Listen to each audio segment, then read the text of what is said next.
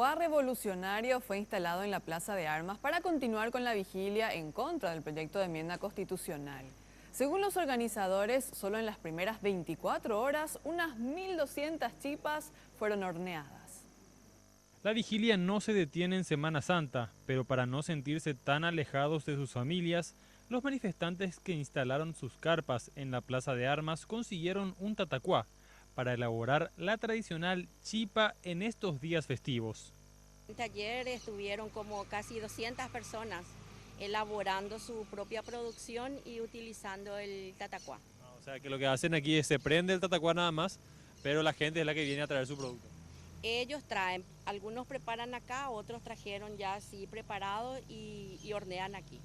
Además, en los próximos días se llevarán a cabo una serie de actividades de índole religioso y en memoria de Rodrigo Quintana, el joven asesinado por agentes antimotines en un atraco al Partido Liberal Radical Auténtico.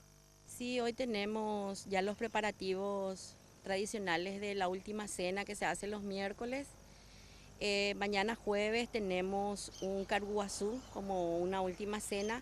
El viernes vamos a tener el Vía Crucis con estacioneros que van a venir aquí. El sábado proyecciones de películas variadas con pantalla gigante, cine abierto. Y culminamos el domingo con una celebración eucarística a las 10:30 de la mañana, una misa de resurrección en memoria de Rodrigo Quintana.